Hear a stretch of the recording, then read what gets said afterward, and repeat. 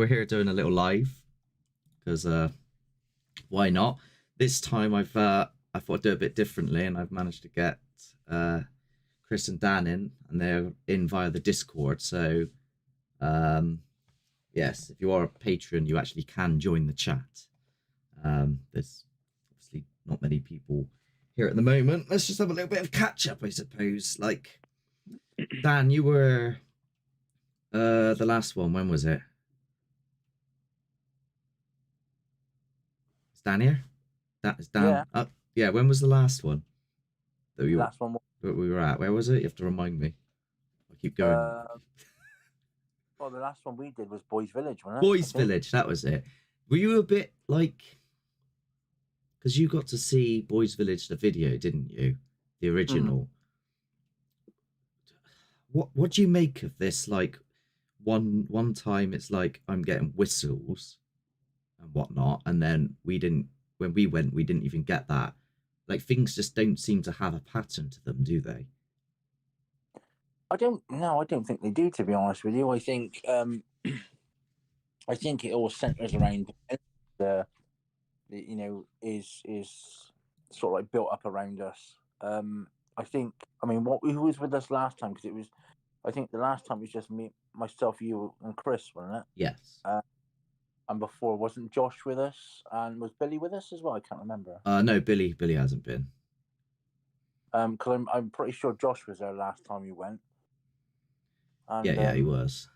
Yeah. The atmosphere was completely different. I mean, because the external conditions were different for a start. I mean, it was howling with wind, and all we could hear was tarps rattling and all sorts. This is true.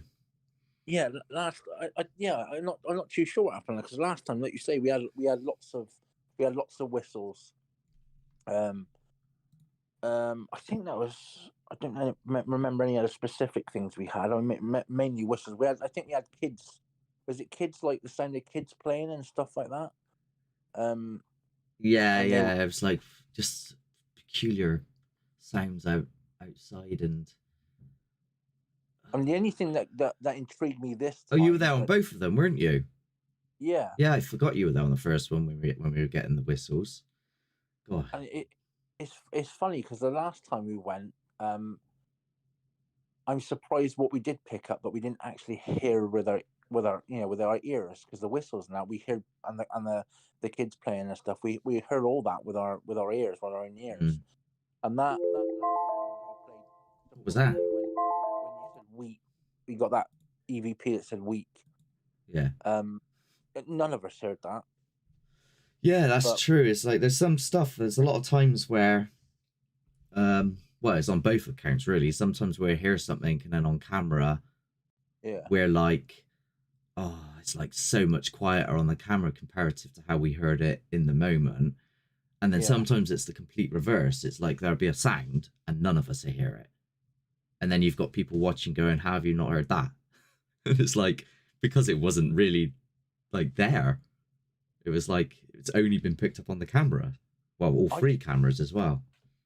I just realised something. That was a time before, wasn't it? Because the last one we did was at the house in Staple Hill. Ah, yes. I lost myself, and I lost track of myself. It's all these early mornings I'm doing. Yeah. So, but no, it was interesting. I was staying on the Boys Village one. It was just interesting. I find it interesting that the first time we heard so much, and the second time, I don't know if it was the external noises masking it out or what, but we didn't hear hear anything. I certainly didn't hear anything anyway. Not with my own hearing, and my ears are quite acute at picking up things. But yeah, Chris, what's your thoughts on that? If he's still active, or if he's, I don't know if he's. I think to be honest, though, we're getting into the waffle side of things too early, to be quite honest. Well, I'm waffling now because we're trying to let other people join. What I think you're trying to address is how different on two occasions can be. So, for example, we went the first time and it was different to the second time. Yeah. And some locations we've gone to where we've had our battery power completely exhaust itself and we're left with nothing. And then me thinking and it's then the another cold. occasion, yeah, and then another location or another place or the same place we go, it's the complete opposite, where we're left with so much power at the end of the investigation that we do. You know, there's a lot of differences. I think my problem is to every visit I try and find pattern and take like a I say logic, there's no logic to it, is there? But like a vague scientific look into stuff, like if you put vinegar into bicarbonate of soda, it's going to fizz, right? But when it comes to this sort of thing, one minute I think I've got things down to a T, and I'm going, right, okay, so the batteries are going because it's cold. Okay, so if I do this and call out and say that, this is going to happen. One minute that happens, and then the next moment it doesn't, and it's actually, I don't even know. It's frustrating when you're doing this kind of thing. It is frustrating. It's always going to be frustrating. It's frustrating for every type of belief system. So whether or not you're a skeptic or a believer, it's still frustrating. I get frustrated watching other groups because there's some groups that get absolutely soddle, and I think how are they not getting anything, but we do. And then I watch people that get like so much more than you could possibly imagine, and then you end up going, well, that's frustrating because they're getting that and we're not. It really is. It's a pain in the ass, and it's always going to be frustrating. You're never going to have a conclusive answer, are you? This is on the assumption that other videos are being genuine. We don't know that because there's so much out there that isn't, and we'll touch on that as well, that side of things. But I just wish that what I personally like is just to be able to work it out completely and know what it is that does stuff, because when there's things moving items, and that's a transfer of, how do I join voice only? Let me finish my sentence and I'll get to that. Yeah, there's what was I saying? You lost your train of thought, hadn't you? Yeah. What was I saying? I don't know. I have no idea. Do you want to just answer her question? I'm kind of literate. How do I join voice only? I can send you via. Well, did you ever sort out Discord? Because you were saying that you were going to get, I think it was, you said one of your kids or something, to set you up on Discord. Because that's how we're talking at the moment. We're talking through that. I can talk it through with you anyway, via this. It's just kind of informal, like this whole thing anyway, so it's not like some of our stuff which is planned to a T. What was I saying? That's actually wound me up now. So the thought's just gone ripped out of my head. Yeah, she needs Discord, and then she can just go on the Discord. Yeah, and she'll be live with us. You get Discord, I'll send you the Discord link via Patreon, and then basically I'll invite you, and then boom, you're in. Bingo bango. Lemon orange tango. There's no such thing as lemon orange tango. Right, I was going on about people, things not being exact, things not happening the same as they always do. And then, oh yeah, that was it. So like when these things happen, like items moving and stuff like that, obviously that's a transfer of energy from one place to another, like, because you can't destroy or create energy, so that means it's energy being taken from something else and moved into that to make that item move. Now, we cannot see the thing that's doing that. We don't claim that it's a ghost. I think Dan, there might have been points, because you're more of a believer than me, although I'm not saying I'm completely not believing in something, because obviously I take on board what's happening in front of my face.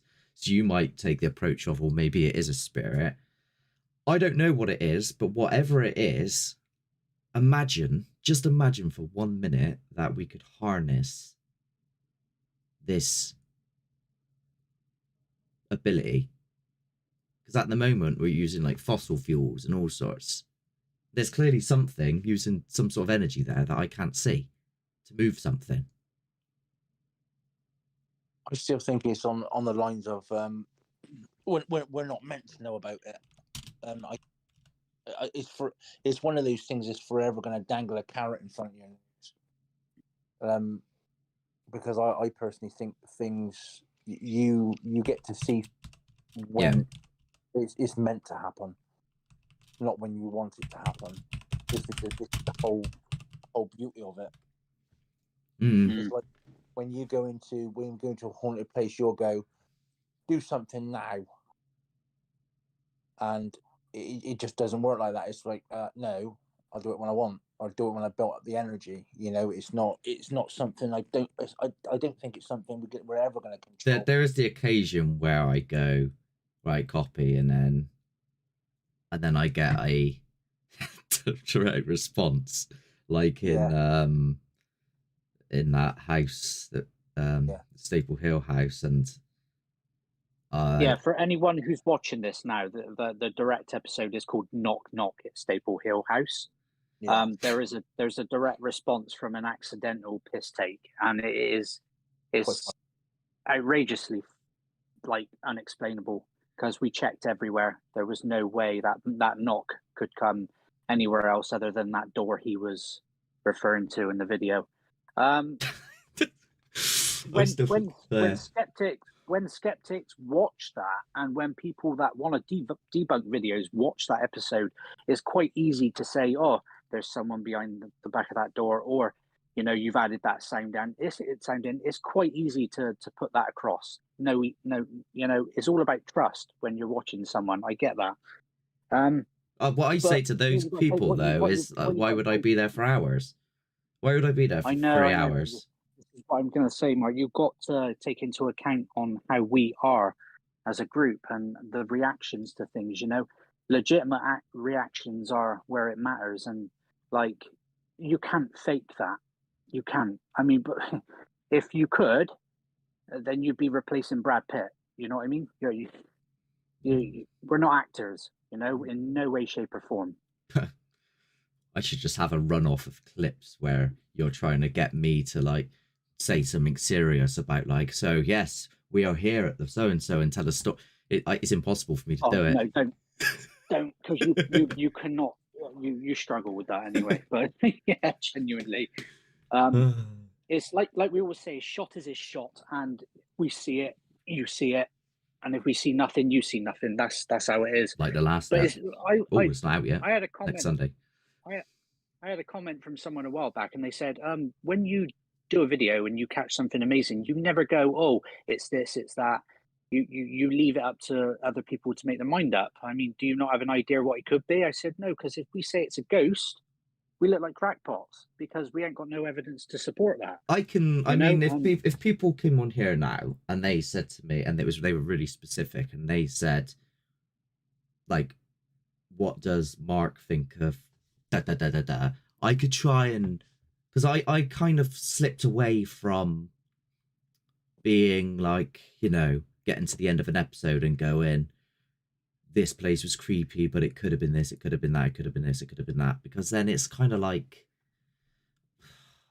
what's the word? Like, you've built people up to this point, and then you're just like shattering maybe their own personal feelings or beliefs about what's going on in one single moment. So there's plenty of videos and that we've done where I've thought about stuff and people have put in the comments, oh yeah, it could be that, and then I've just like, yeah, I've already thought of that.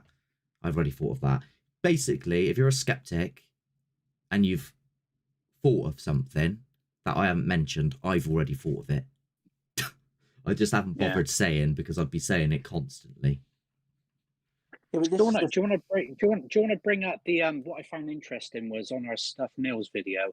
We had a comment a day ago, didn't we? Or was it today? And it was from someone. Do you want to read that I'll bring it up. Yeah. So because it's really interesting because it's from one point of view, isn't it? Someone in America, I don't know.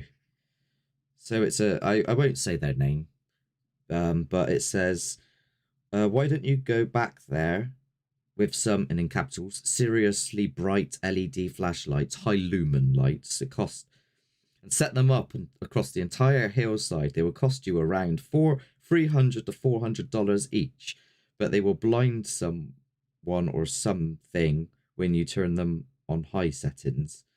I bet you nothing will happen, and you'll have good lighting on the bridge. So they're saying that, and then nothing would happen. There's a couple of issues. He guarantees nothing. Yeah. I mean, other than like, it's a ridiculous statement. Yeah, it's like I just said to him, isn't it easier just to go like when the sun's still out? Yeah. Or you feel like telling these people, look, instead of just wasting your money, just go there yourself. Right? That's the ultimate answer to these things. Look, don't waste your money. Go there yourself. Because we ain't going to paint a place in a they bad can light because they're American. We go there yeah, I know, but this is why it's irrelevant. Why that he was going to fork out £400 on lighting equipment just for the sake of pleasing one person. Yeah, I know. Do you know what I mean? I felt like saying to them, if you buy all my equipment for me, I'll do it. Yeah, you get me. But you can't do it anyway. The thing is, if I took high lumen lights down to Snuff Mills, I'm going to end up with, PETA on my back saying that I'm disturbing the natural wildlife of the night by screwing up their light cycle. Because if you bring lights down that are that bright, I think I'd need to get permissions off of the wildlife and stuff. You think you're registered? Hello, Ready Player John. Right. Well, it's funny you should say about that, because I've just bought a new torch. It cost me £60, and it goes up to 4,000 lumens, and it's bright as hell. It's like 100 times brighter than my other one that I had. Yeah, I mean, even so, if we went down to Snuff Mills, I'm not going down there for one person.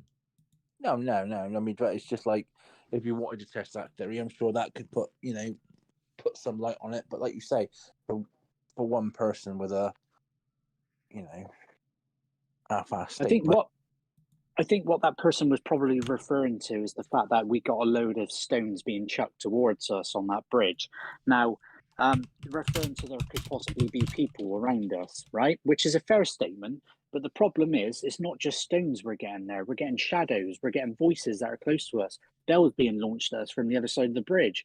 I mean, it's incredible stuff. And if you watch the episode, you'll see that. This person's probably watched 5-10 minutes of it and gone, and turned off and made a judgmental statement and posted it. It's as simple as that. The thing is, though, mate, first of all, you've got to have some cracking eyesight in the middle of a dark forest to hit someone smack dab on the head with a stone from God knows how far a distance away. It was like. Shall I get some of them? I've got some clips from Snuff Mills, I think. Yeah, I've got a. Let me have a little goosey gander. You two chat whilst I find some. No, it's like I think some people make comments and that there's no thought process behind it, because, like I said, I instantly thought when you said that, I thought, well, to be a crack shot in the middle of a dark forest, I mean, what's the chances of that happening and smacking people in the head all the time? It's just going to randomly hit everywhere, isn't it? And 99% of the time, he's going to miss you. But yeah, well, what's the chances of that happening anywhere? You know what I mean? Exactly.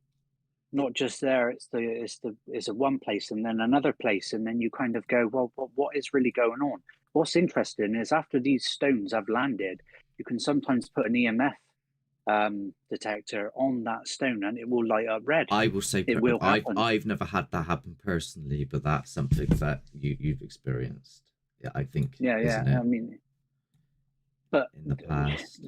What was it? The tower we just went to, which is our new episode coming out next week. Yeah. You were putting the EMF on the stonework, and it was going off. Right, here's one. I think it's from Snuff.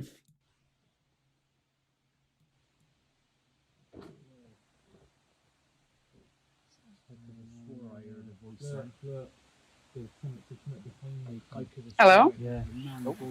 Yeah. I did it. Oh, hello. Oh, hello. Let me pause that a second whilst we say hello. Hello, how are you? I'm good, thank you. There's no video, right? No, there's no video. We're just voices. Okay, that's all I wanted for today. So this video I'm showing is a little sneak peek. Actually, it's part of it's on the Patreon, but I got to show it just to explain this stone there. There. Look at that. Right. Okay. Let me just explain this to people.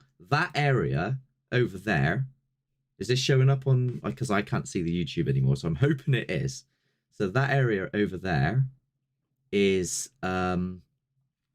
river.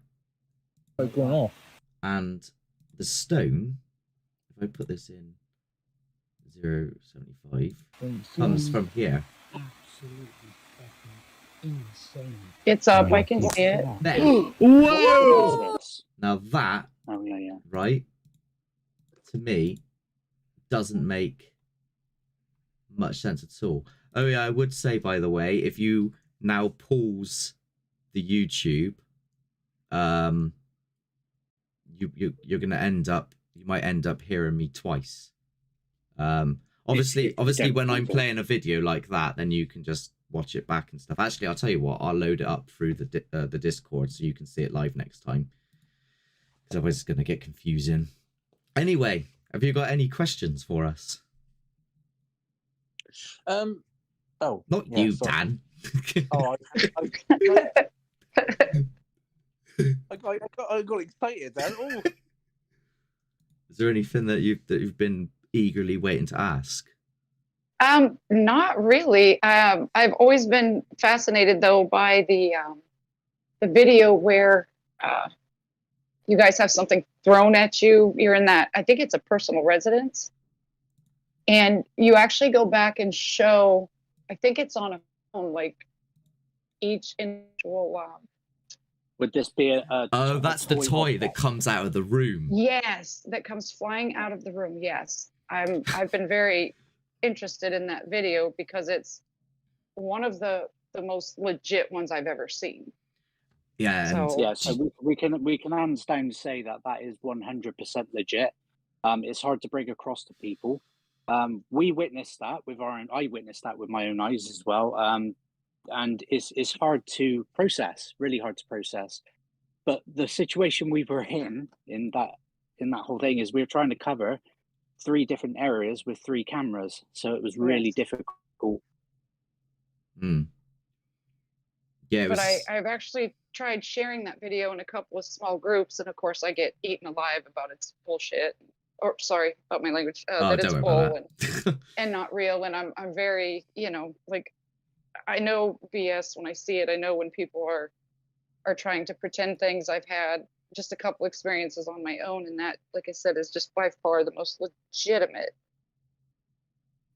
footage I think I've ever seen of, I guess if you want to call it poltergeist activity or whatever. It's just incredible. I really don't know what it is. Like, obviously you lot, when you're watching it, you don't see me and Chris, because we edit over this Discord, because you probably see an editing channel there. So we're watching it together, and I'm I'm going, we need to see where that toy was before it exited that room. And so we are going through segment by segment of footage to try and verify where it was. And it was on that castle in the other room. And, I've had a couple of people go, oh, yeah, I can hear you, or you're with somebody else. But what they don't realize is I also went live on Facebook in the attic. So, So the original live I have somewhere of me literally sat in the attic. And the moment that it actually happens downstairs, I go, what was that, Chris? Me being me, I go, Chris, what are you doing? Because that's just typical me. I instantly go, right, who else is that? What else is doing that? That's my first port of call. And then he then comes up into the attic to show me that he's taken time-lapse photographs by accident of this thing coming out of the room. and I don't know what to say about it. I'm lost for words.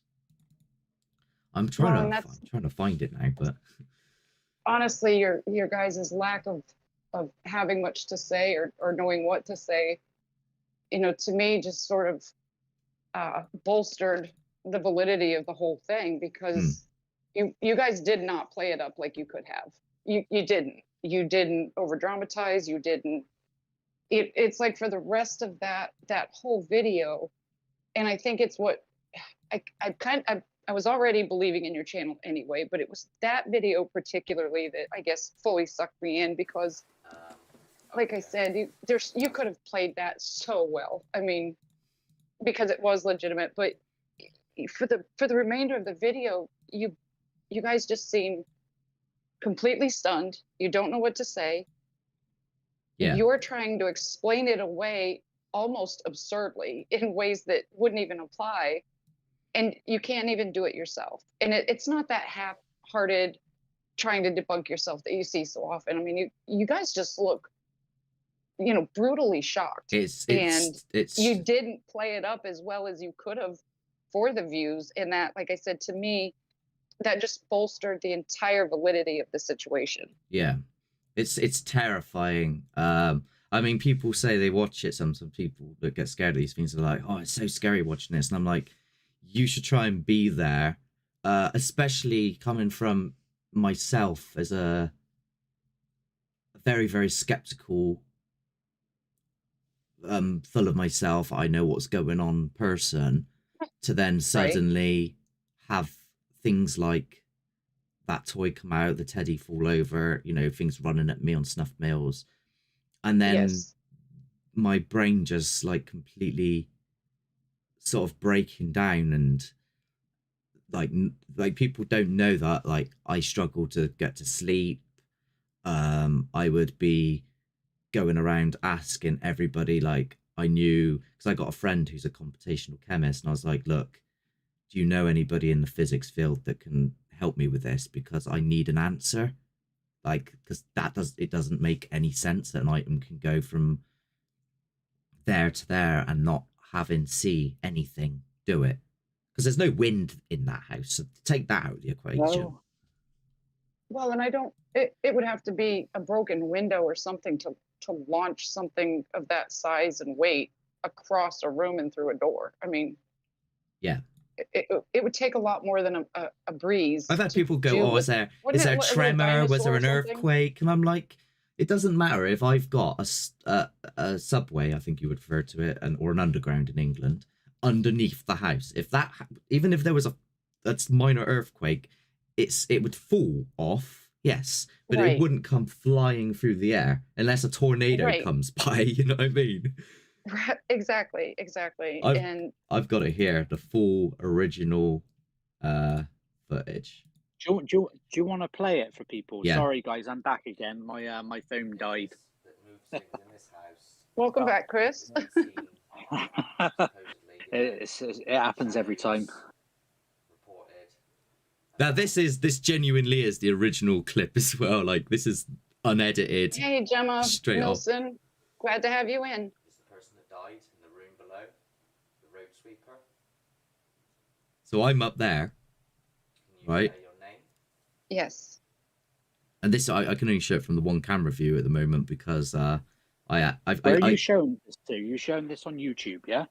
Yes, actually, yes. I'll tell you what I'll do. I'll share it via this as well, because that's easier. I forgot to do that. Let me just pause that a second. Share your screen, media player, go live.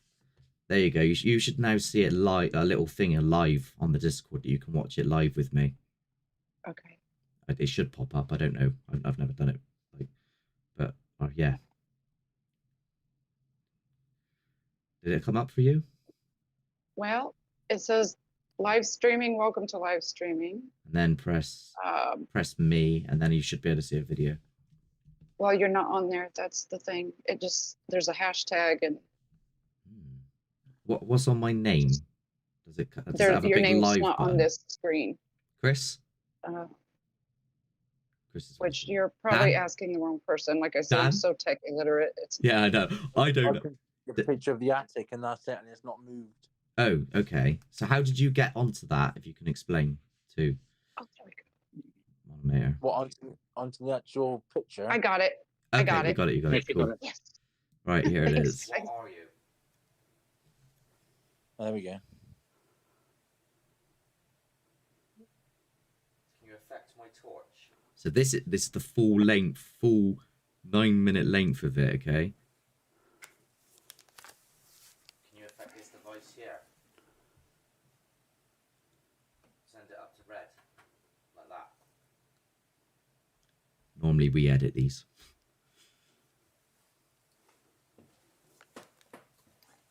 I think it's good. You're showing raw footage. It shows you're not trying to hide anything. No.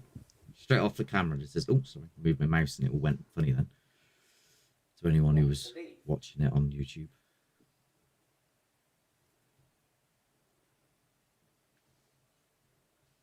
Initially, we were looking at the ladder and just hoping that would do something, but it didn't, did it? It did in one of the yeah, it does in one of episodes the or earlier, didn't it? Yeah. Right. Yeah.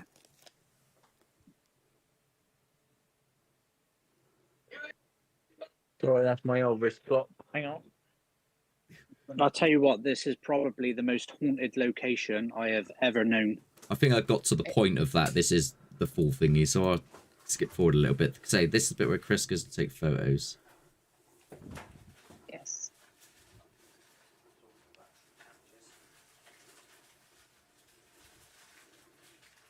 I think you were trying to get your flash to work, weren't you? And it just wasn't. Yeah, it wasn't working, no. Yeah, and he's clearly focusing on the ladder at that point. So he goes. Yeah, he then puts this camera down so he can set up his phone because obviously we're not going to see it from his angle of the phone, but you will see it come out of the room and hit the cabinet there on the right. Also, wine gums. Do you like wine gums? No, my flash don't work. Flash? Yeah, flash on me. Don't worry. Oh yeah. Oh, if you need a torch, if you wanted to turn the lights off, you might have another one. Yeah, look. I think it might be in the camera bag, the big bag. I'm not sure. It's actually really interesting to see how long it takes. 2 seconds. It really is. You found one? Oh no, I got the flash working here. Okay.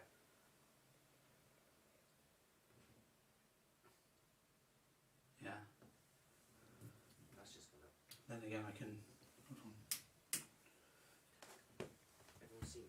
I've got this big wooden thing in the way. I don't know if anyone can see me.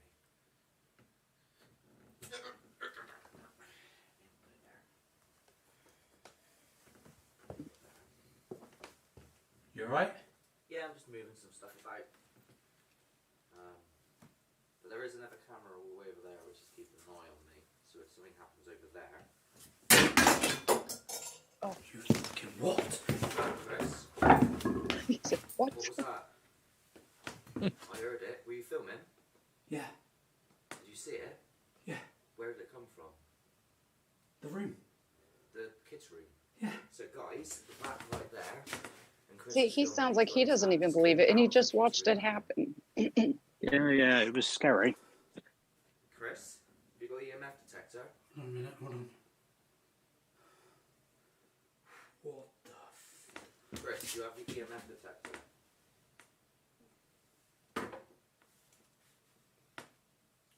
Well, I think it did. Shit in his pants. Are you sure it didn't fall off of something?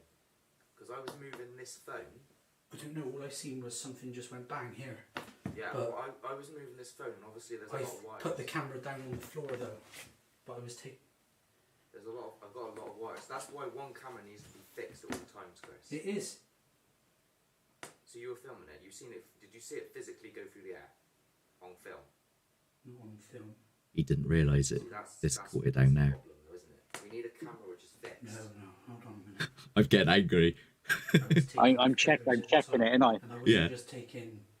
Was that camera rolling? Yeah. So that one on the floor is going now. Yeah. And see, this is the It's point picked up where Something. No. But if mate, this was the something weird you thing guys is had that- staged, I don't know. you would have I'm just shaking a minute. this whole exchange would have been far different This, man. What's than wrong with what it you? is. Yeah. I told you. Yeah, we didn't put this online, but Chris, I ain't taking the piss when I said it has to fucking do something. Right. I'll just show you some. Hold up. Are you filming? Yeah. Right. Obviously I can't. I think this is filming. And then And you could hear the shake in Chris's voice right there too. I'll show you some. Is something still filming? It's filming now. Mate, I'm absolutely trembling.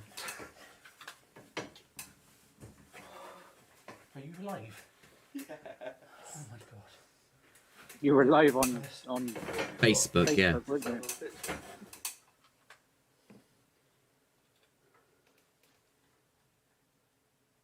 So I've been taking pictures, but it takes like multiple pictures. Yeah. Look at this. Do you want me to put the light on? Oh, it's up to you. Put the light on. So Let me have a look.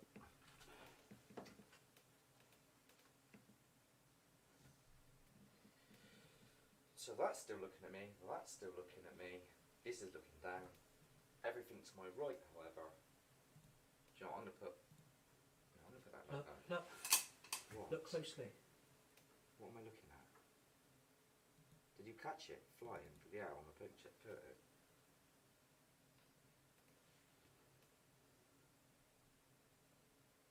Look. Where's it come from? Look. I'm looking. Yeah, it does. It comes out of the room. Look. Yeah, Look at that. that's undoubtable. Okay. That literally comes out of that room. Mate, that's pictures. Look at that. That's amazing. And then I get him to take the camera.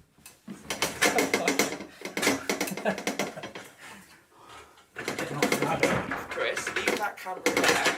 Leave that camera locked off looking into that room, could you? Just for anyone who doesn't know, that's the room there. Chris, show that there's nobody in there? There isn't no one in there. Well, you know what someone's going to bloody say. So this, when he turns the light on now, Yeah? that castle, that's where it came from. So that higher part of the castle there, that's where it That's came all from. the way across the room. Yeah. Yeah. Yeah, that's We not checked a back on- breeze. And it came, We Protect checked- myself we checked on my the head just in footage, case didn't that drum and it comes does, at me. it does, So, I know it seems ridiculous I because forgot about the helmet. oh Sorry. yeah. The helmet It's was, a great idea. I just forgot about it. the helmet So was if you- necessary. yeah, there you are. No, you've got to look at this. what have you got? Is it something on a picture?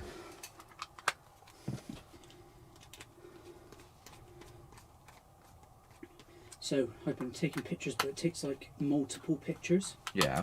Look at this. Do you want me to put the light on? Oh, it's up to you. I'll put the light on. I'd have every light in that place on. Let me have a look. Look, I got a pot of salt there, right? because I was like, there's a demon, I was going off of supernatural, and I was chucking salt in the air. You don't get to see me doing that.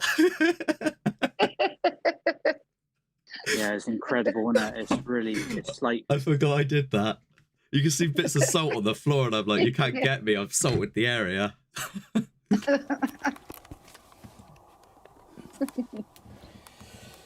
So that's still looking at me. That's still looking at me.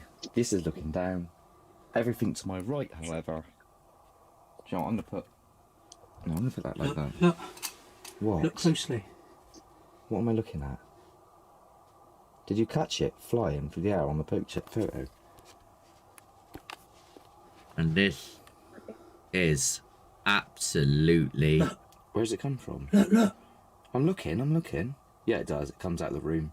Mid bloody air there. I mean, Yeah, That's what, 3/4 of the way up the doorway, that's yeah. undoubtable. give or Okay. take.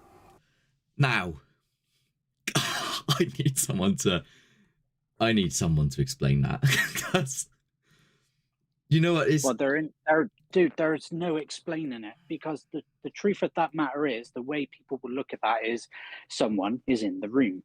We know there's not, right? But to everyone else, it's plain as day. That's what they got going on, but it's not the case. No, you know that's not the case.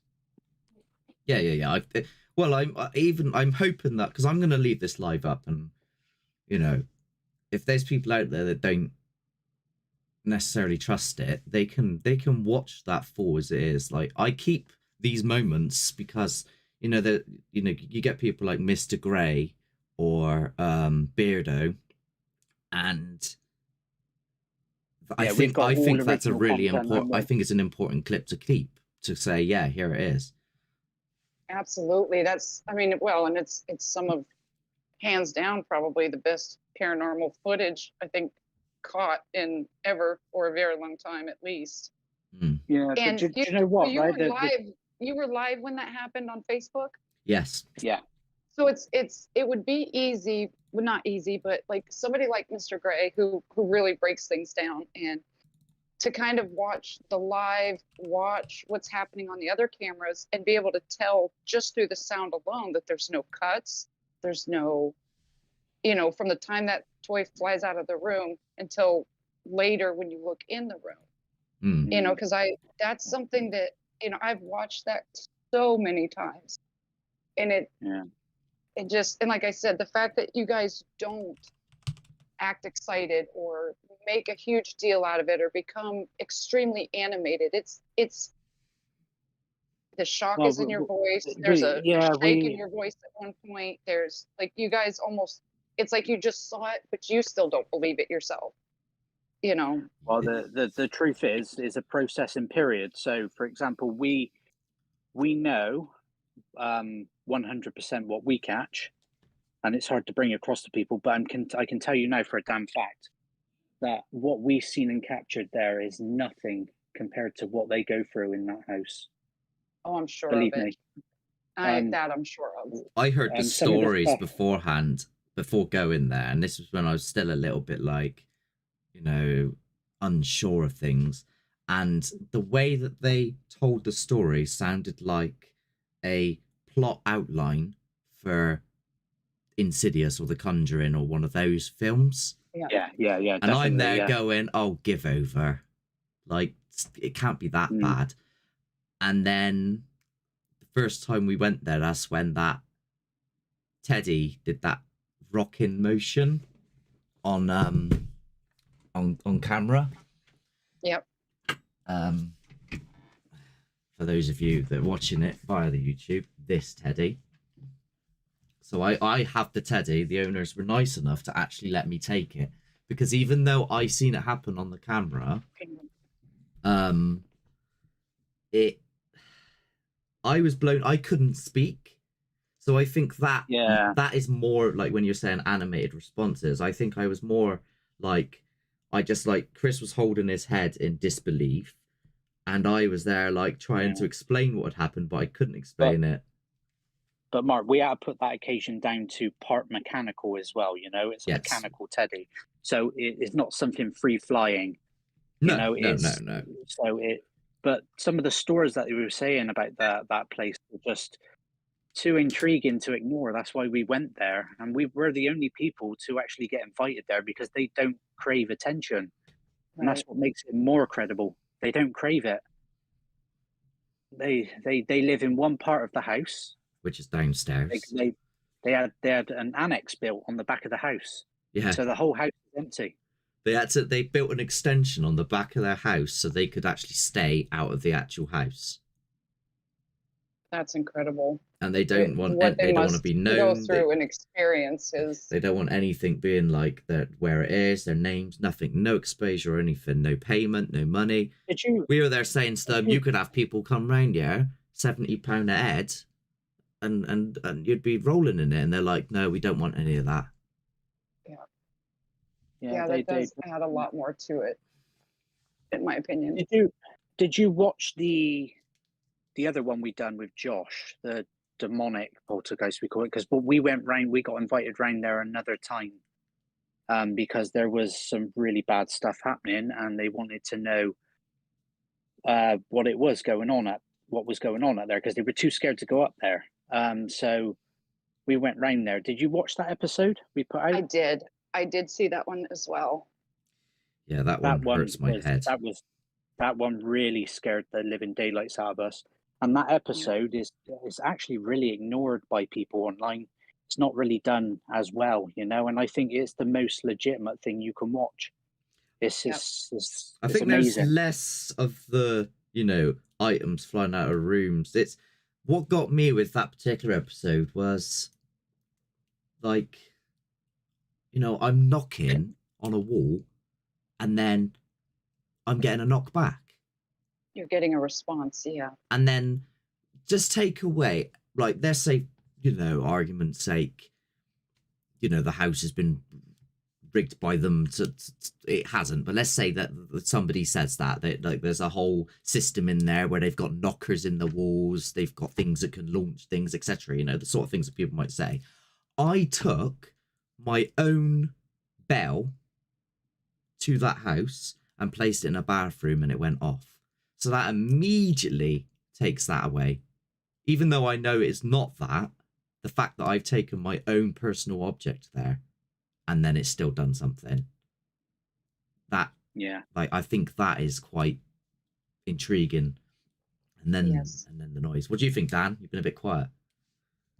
Yeah, I'm just listening to everyone's views. Dan, you got a chance to go in that house. Do you want to explain your experience there? Yeah, we did a podcast in there. Yeah, it was to look at the actual house itself. It's just any completely normal, what seems to be any normal house, like like any other. But there's so many different feelings and emotions going through that house. It's almost like it hits you like a tsunami. It's very odd. I mean, sitting there is. I mean, the night I went, when I was sitting there, and it was warm in the house, but I just felt like I was on fire. It was a bit like when I was at the Ram Inn. It was, my head I was burning up. And, there's been comments where something like that. I think that somebody said the light was flickering next to me or something, and I'm pretty convinced I've seen a shadow come down from the stairs. But it's kind of like round the top, round the wall. Yeah. Do you know I have. Well, there is reports around certain times of the night that they catch stuff in like the corner of their eye or in the mirror. Obviously, psychologists would turn around and say, it's that blah blah blah blah blah. You know what they're like. But they claim there's a shadow figure walking around. You have to add everything up, because a lot of the time when people watch these things, they only focus at the one point that they can answer and maybe explain, but then they don't look at the bigger picture and everything else that's going along with it. I tell you what, we like to trust each other, right? So we did go in there and we didn't catch it on camera, but Josh actually witnessed it himself. Josh seen the shadow.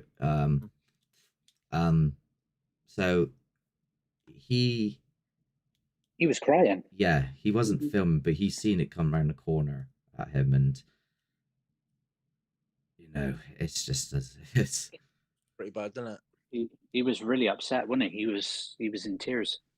He didn't know what to do. He was shaking. Well, crying without actually liquid coming out of his eyes. It was that he was so scared.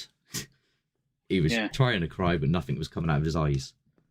Again, if you if you look at Josh and his body language in really just about every other video, and then you watch him in that one, the difference is night and day. It's almost like you're dealing with two different personalities. You can tell he is severely emotionally rattled to his core. And if that's acting, then he needs to go to Hollywood and get himself an Oscar, because that's not easy to do. The right down to the minute facial expressions and the tremors in the voice, and the fact that at one point, if you watch closely, you can actually see his face drain of color. Yeah, Like we've he's said several that. shades whiter than he's. Yeah. You know, I know he's a white guy, but Yeah. still, he goes several shades whiter, and you can, when you pay attention, you can watch it happen. And again, that for me was another thing to just draw me in that, hey, I'm dealing with the real deal with this channel and these folks that are doing this, because this is not acting, this is not for views, because you guys are good enough at what you do with just filmmaking alone that if you wanted 1 million subscribers by now, you could have them. Oh yeah, if you wanted to go the let's fake our content route. So oh yeah. I mean, I've got a degree in media. Chris he's done like film in school. If I really wanted to be the view mongrel, like, gatherer, we could not go somewhere and spend 4 hours there. We could go, right, let's do this and that. Let's After Effects that in, make it look mental, bingo bango bosh, and then go home and not sit out in the cold for hours on end. Oh, sometimes we're there 7 hours, aren't we? And you know what? We'll wait there 7 hours and we get absolutely sod all. It's so annoying. And then we have to watch the footage back just in case we missed something. So then me and Chris Which are takes literally at least 4 times that many hours. Yeah. So Chris might be watching one corner and I might be watching the other corner, and we'll just be there watching it, and it's just an empty scene of a static camera. We're just waiting for something to like come round a corner or something, and it never bloody does. On the occasion, I think we had the odd one, haven't we? Like at the hanging tree, where we picked up we found those shadows on the camera, which that was incredible, wasn't it? Which I still don't know. The hanging tree that was an off the cuff moment as well. That investigation, we never really knew what to expect, did we? No, I'm happy though. I'm perfectly happy for somebody that knows, like, I don't know, a camera inside and out and night vision and low lux inside and out, to turn around and say to me, I know what that is. It's something to do with this technical blah blah blah blah blah. You can test it by trying this, and then I test it, and then I will upload a video and I'll go, we figured it out. So and so has said it's this. Because that's what we do. What we do is more so to whatever anyone else has to say. We take on everything on board, so long as it's not like nasty. But Mark, if people do watch us, what they'll see, right, is you can catch stuff. You can have stuff happen. There's a way of doing it, and there's a way of bringing it out, but a lot of these groups, like you say, they're hand holders and they like to sit around and listen to a voice box. You've got to look for it. You have to, you have to do something to generate it. Fear, maybe. It's all theories. I don't know. We work off theories, don't we? But you have to try. But our videos are proof that you can have stuff happen. Just got to be patient. I've had so many people say use the singing bowl or use the tuning rods. I personally don't think that they do anything, but because so many people have told me to use them, I now look at cause and effect. So if I use it and something happens, and it does that on more than one occasion, then I go, oh, hang on a minute, there's something to that. Yeah, but you just one point on that, Mark, is I've said to you guys before, I personally think the best tool you could ever have is your own senses. I mean, how many times have we picked up stuff we've not used? I agree. We've not used any cameras or singing bowls or dowsing rods or whatever things are. To a certain degree, Dan. To a certain degree, I think that our senses, our eyes and our ears, need to correlate alongside a camera, and the reason for that is because humans are known for just elaborating things in their own brain. That's what we do. Everything you see now is going through your retina, and then your brain is making up that information for you of what you can see. A good example of this is if you look into a mirror and then you look at your left eye and your right eye and you record it, you won't see your eyes moving when you look in the mirror, but when you play it back, you will. So there is stuff that can be like missing. which is why it's important for the camera to also be there, because then if we do hear it or see it, we can then go, yes, there it is. Oh yeah, majority of the shadows we catch, we only see them back properly in the editing suite, in the format that we call it on. So we don't carry on, Dan. I'm not dissing the cameras, because you've got to have the cameras there to get the evidence. What I'm saying is about all these, like, what they call them, REM pods and all that kind of faff. I've had a lot of people say to me that I have a lot of empathy. Now, I've always said you're either born with empathy or you're not. It's not something you can learn. Now, this is the reason why I feel a lot of things. And it's not just a thing since I've been doing it since, like, Haunted the Truth. I've been getting feelings like this since I was young, since I was very young. And what I'm saying is your body, your hearing, senses, your sight. That's your personal guide, Dan. That's your personal thing that you have, and that's your ability that you have. That's why you come along. You can feel the situation out, and that we use you for that. Use you for that. We do. Excuse you, Dan. We don't have. What a way of saying it, Chris. Skill, Mark. Well, it's true. We don't have that skill, Mark, where we can go. Oh, we feel. There is. Feel that. You know these people, they do go on about some people go into a room, they say, oh yeah, I can sense the room, or I can sense the energies in the room.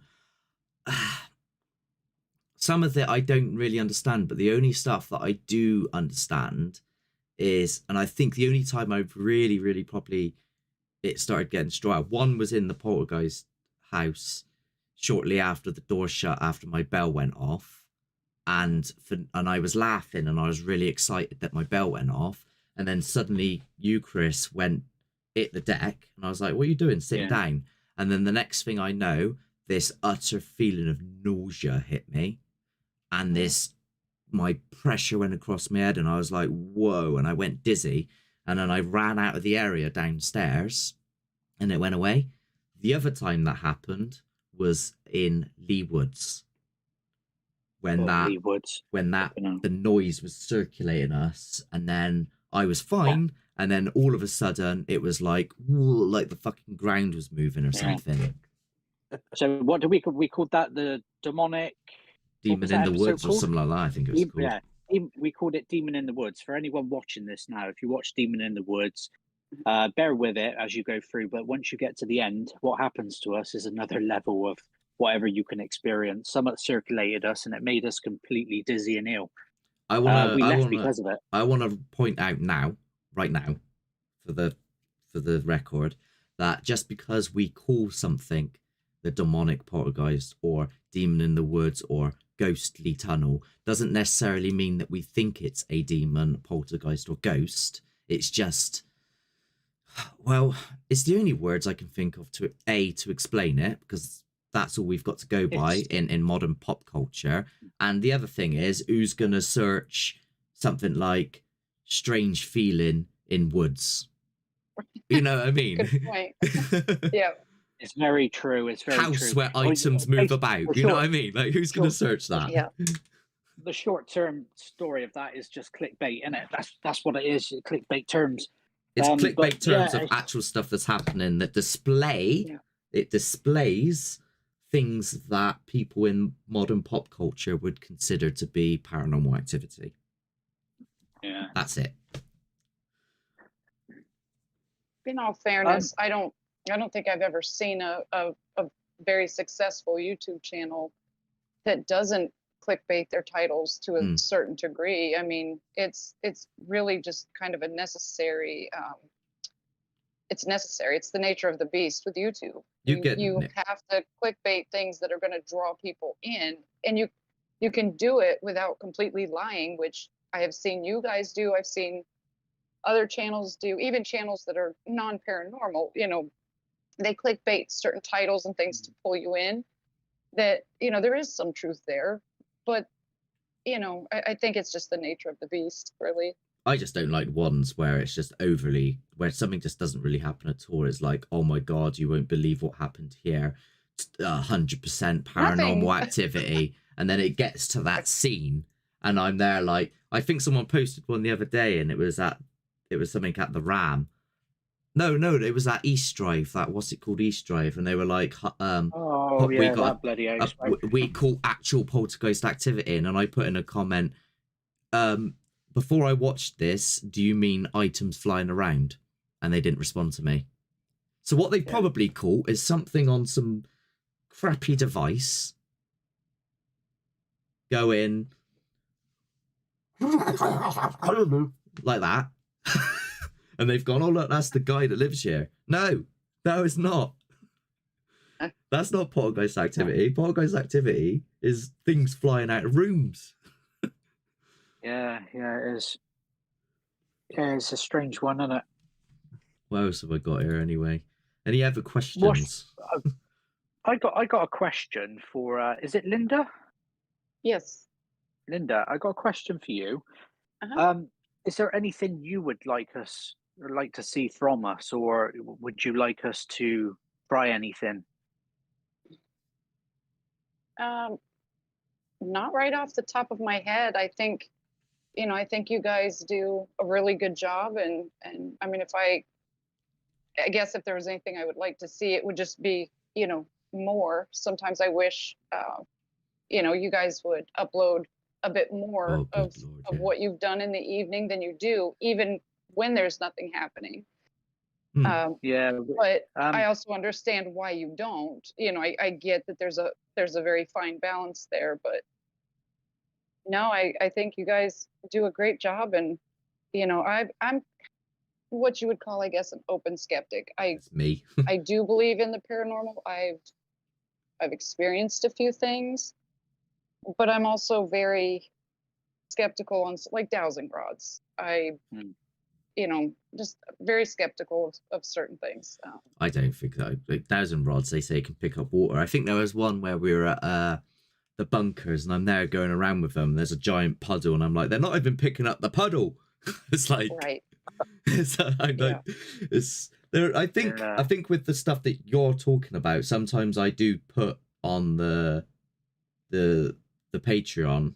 That's where there might be longer stuff. Yes. Because it's more of like the behind the scenes or the extra footage or the setting up, which after people, I mean, the majority of people on YouTube, I mean, a lot of them now haven't even got time for like the episodes that we've got. It's like, the TikTok short generation. Now we've started doing the shorts because otherwise our algorithm will collapse, according to the experts. YouTube have requested that, and YouTube have basically said you have to do shorts. Yeah. So it's difficult to get everyone together, because there's a group of like 5 of us, and when we're all free, which is very rare, that's when we'll choose a good location to go to. Yeah. Majority of the time, it will just be like me, Mark, and Josh. A lot of the time, or just me and Mark. It might just be me and you now, because Josh is stepping back for a bit. Because it's all just a bit much. Well, one, he's got a new job, and he was part-time, and now he's full-time.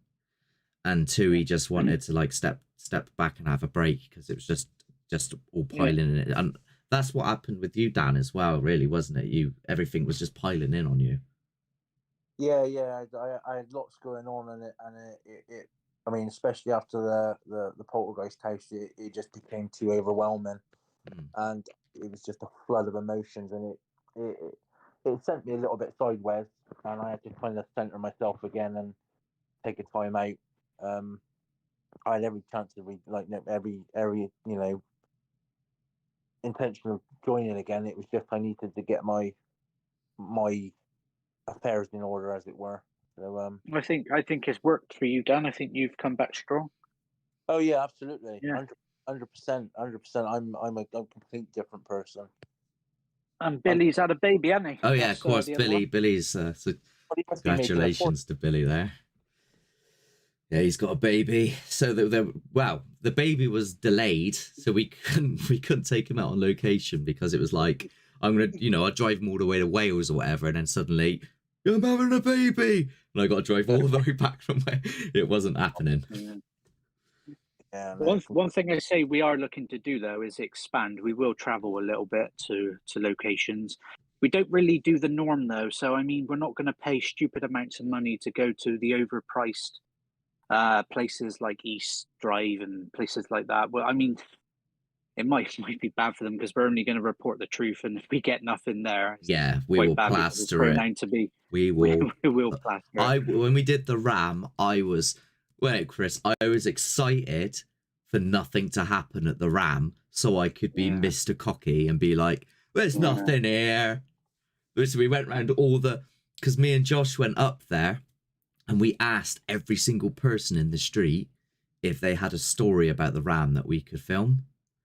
And then they navigated us to the old social club where like all the old lot from years back were, and only 2 people agreed to do it. And it happened to be one of them that was there. She was, so her great or great grandma owned it before John. And it's a fascinating story. She was there saying like, oh yeah, there was odds and ends, but nowhere near as much as what John was making out to be. Well, we were told, but they took our video off, Chris, didn't they? Here's something for you. Yeah. So we put our thingy out, and we asked not Caroline who runs the Ram now, but it was like her secretary, if the video can go on. It went onto their Facebook, and then Caroline instantly removed it. Yeah, our video got deleted. It wasn't like we were disrespectful. No, we weren't disrespectful. Was it because things didn't happen, or why did they remove it? Don't know. No. I said to them, I don't know why this is moving, and then she was like, "Oh, I'm not sure. I'll put it back up," and then it never went back up. They never give us a reason. It just kept going on and disappearing. Whereas they put TGF Bro up, it's like, yeah. You did start at the episode though, Mark, saying to them or to the viewers, camera, I don't believe anything's going to happen. I think this is all lies. I think nothing's going to happen, right? But the problem we had was when we went in there, we were told that if we sat around a certain table and sang nursery rhymes and put a chair on the table, the table would move, right? So we did that, and it moved. All cocky, and it moved, right? And it didn't just move; it lifted off the floor. Yeah. And it twisted. Now the problem is we all sat round the table, so in anyone's view, they go, "Well, these guys have done that," but it's impossible to do. People think I'm lying because I laugh, but I laugh because what else can I do? What else can you do other than laugh? If we knew that table would move, we would have all sat back a little bit more. We just didn't expect that to happen. But if you watch the video closely, when it moves, right, we're all in absolute shock over it. We have to try and look at it rational, but we can't. I'm blaming you, you're blaming me. Yeah. And then it's like... Billy put it into perspective because Billy's the hardest out of us all. He's the strongest, and he couldn't even lift that table. He couldn't do it. So it was a heavy table to come off the floor. I mean, how it happened, I have no clue. But the owners... and the corporation that run that place, they have that on video. They have it. They were recording. And they didn't even put it online. No. So yeah, they've got it on CCTV as well. They got all the CCTV footage. And yeah, they didn't put anything out. What do you think about that though? Like, not Linda, like them just not, it's like, what's going on there? I don't understand. I really am kind of sitting here baffled. I don't understand why they wouldn't include your video or even sections of your video. If anything, it makes me a bit skeptical of their whole location. You know, because why, if you have a place that is truly haunted, that you are charging, exorbitant amounts of money for people to investigate. £75, which is like what, $90 or something, maybe. Something like that. And you're not wanting to show when things don't happen. It makes me skeptical, and the fact that one table moves the way they say it will. There's there's a part of me that starts to wonder, have they done something that makes it do that? Is there something on the floor? We looked into it, the table. We questioned that, yeah. We were taking it apart, and if it's not in the video, because it just went on for ages of us like disassembling this table and like moving it about and going, is there anything here and anything there?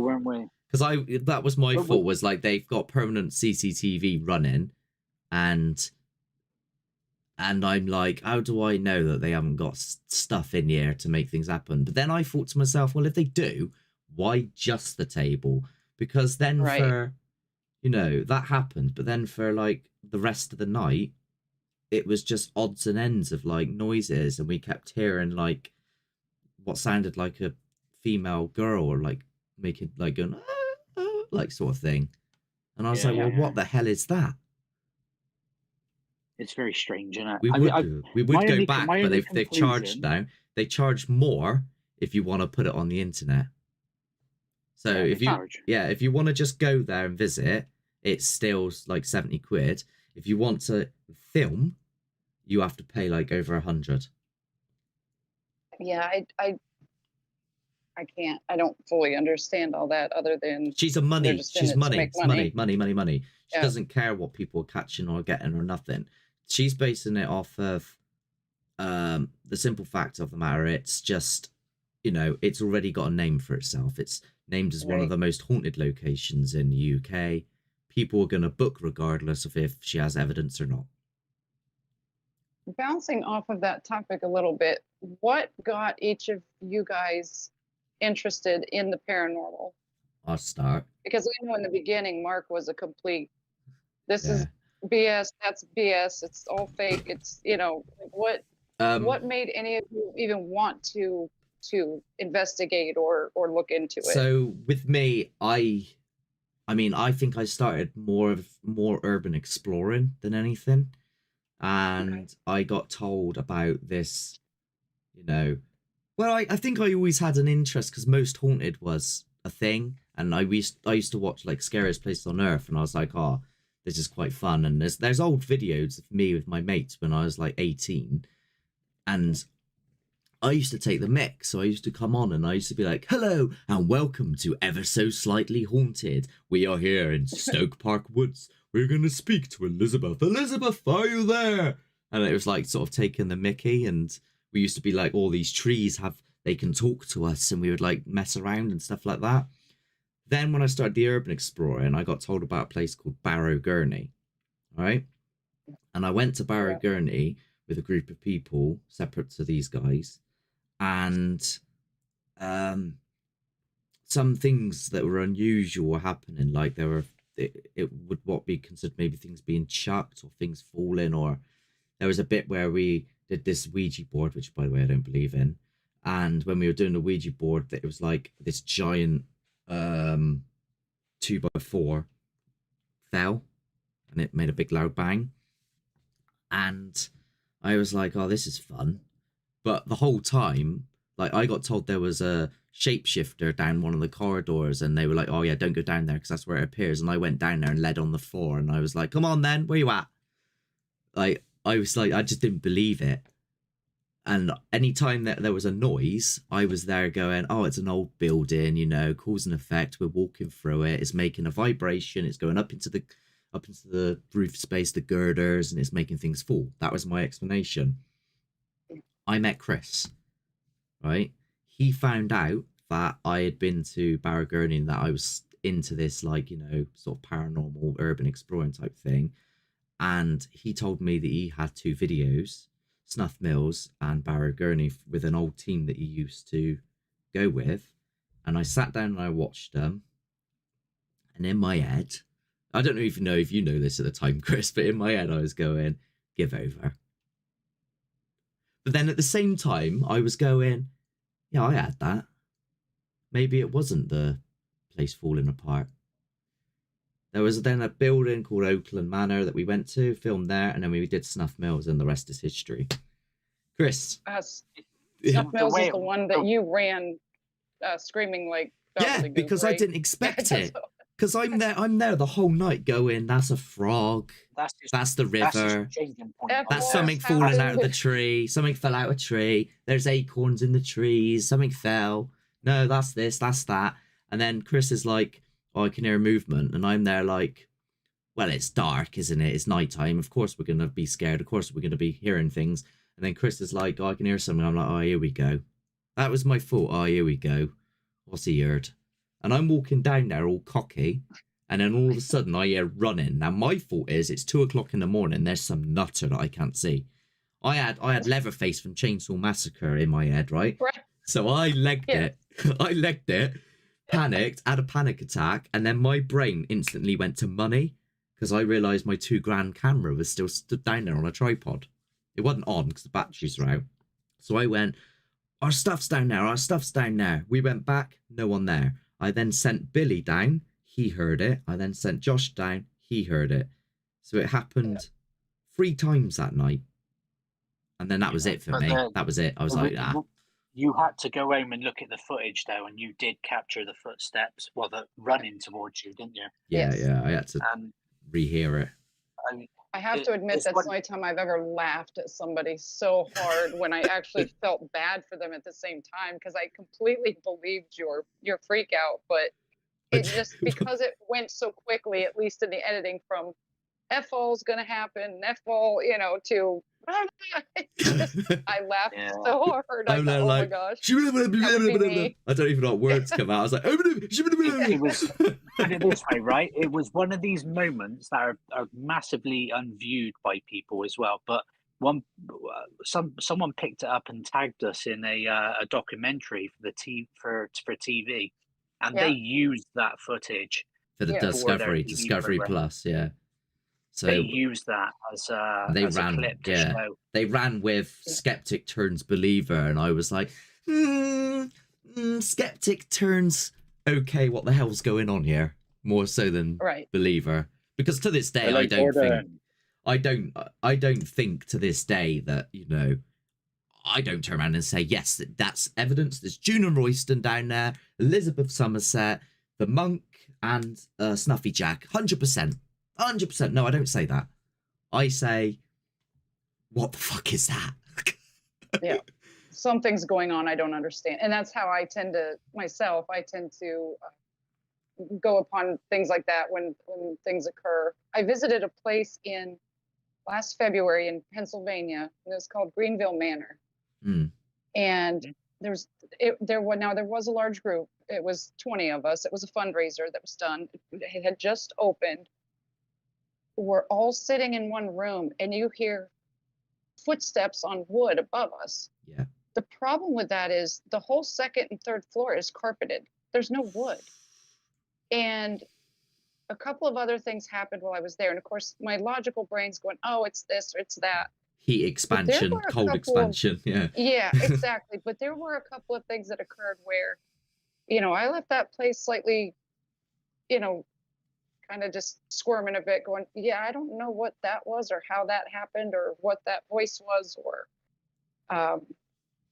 it just, so it's like there's a part of me that will agree a couple of things happened that I couldn't explain, but I still don't say, well, it was full on paranormal activity. Yeah. There's enough skeptic left in me that I can't quite grab onto. I think that's the most honest thing that anyone can say when they don't understand. So I think there's even people out there within the scientific field that have come across strange anomalies, and they just say, we don't know, it's inconclusive. Yeah. And that's it's as simple as that, because we don't have a clue. Like, we can actually, I think we can actually say though, Mark, to everyone that there is something. Yeah, but we don't know what. But we don't know what it is. I come up with my crazy theories of dimensional crossover and all this sort of thing, which is a little bit barmy, but it's like I'm like I think it was like Neil deGrasse Tyson or somebody said something about it was Neil deGrasse Tyson said that if there was something in another dimension, if there was a being there or a creature or whatever, it would be able to see us, but we wouldn't be able to see it. And I'm like, well, then technically it can interact with us as well. Yeah. My problem is why the scary woods? Why, why at night? Why? Well, maybe not. Don't necessarily have to be at night, because I've been accounts of people in the day as well. But normally it is at night. Why can't I get her to do it here? Why can't I say, if there's something here with me now from another dimensional plane, can you copy me? That's what we don't know. We're never going to know, Mark. I think Dan How much I would shit myself now then if it did it then, mind. That would have been, I would have lost my still shit. on the line? Yeah, mate. Yeah, I'm here. Yeah. What your analogy for what you say, for the skeptic or the believer? What is it again? It's for the believer, no proof is necessary, and for the skeptic, there's never enough proof. Yeah, I think that's quite a good analogy. It is, but I'm going to play devil's advocate. You might. And I'm going to suggest that if like a scientific board went into a place where it had claimed to have, every day at like 1 o'clock, there's this shadow that walks down the stairs and then loads of items go flying. If they went round there and filmed that, they can't ignore that. You know what I mean? It's like you were the biggest skeptic you could possibly come across, Mark, and you've changed your mind on things. So they might not necessarily say it's a spirit, but they can't ignore it. You can't. You know what I mean? The problem is with people who want to justify it, right? So say, this is the way I look at it, is if you have conclusive proof and you see it with your own eyes and you capture it on camera, there's a spirit in front of you, that wouldn't be enough. You want to go, right, I want to see where it lives. That's true. You always want more. You want more all the time. That's humans for you, though, anyway. Like, even when it comes to like scientific things which they come up with, like the Big Bang, for example, or a black hole, they want to know what's beyond the singularity. They want to know what's the before what became the Big Bang. What is space-time expanded into? And these are things that we will never know, and they want to know. So there's always going to be a forever asking question. We're all in a simulation. There you go. When I say for the skeptic, no proof, not there's never enough proof. That's the point. There will never be enough proof. Oh, if you put Elvis singing "Wonder of You" next to you in your bed, it's not going to be good enough, because you'll want to see more and more and more. Whereas I've always believed in it, for obviously the reasons that you know. Dan, I did say this to Mark. I said to him, when you do this, and what we're going to do, you're going to see things, right, that are going to shift your brain a little bit. And the thing is, I said to him, you're always going to want more. He never answered that, but he can see that now. If he sees something incredible, he wants to go back there and see it again and again and again. Yeah, I mean, that was the same in the hanging tree, where you had the footsteps, and then you were like, why are we going down here? And I'm like, because I want to catch it again. Yeah. But why? I know. I said, why do you want that again? You've got it. Why do you want it again? He said, because, for evidence, it needs to be repeatable. That's what you say. It does need to be repeatable. But this is the thing. This is the difference between believers and skeptics. Believers, like myself, I've always believed in it before I started doing all this paranormal stuff, and I believe in it more so now. Like, after losing my parents and stuff, for that you guys know the reasons, because I want to know that one day I'm going to see him again. I want to have that belief, and for me, I don't need evidence. For me, I'm happy capturing what we capture. It blows my mind, and it makes me.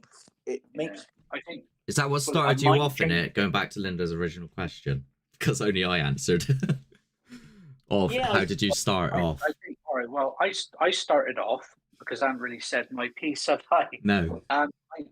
I started off also a little bit like Mark, and I met someone, and that someone sort of showed me the ropes of things, and he showed me some incredible things that I really couldn't understand myself, and I started becoming a little bit interested in it. And after spending a good amount of time of the year with him doing this, I met Mark, and this guy left.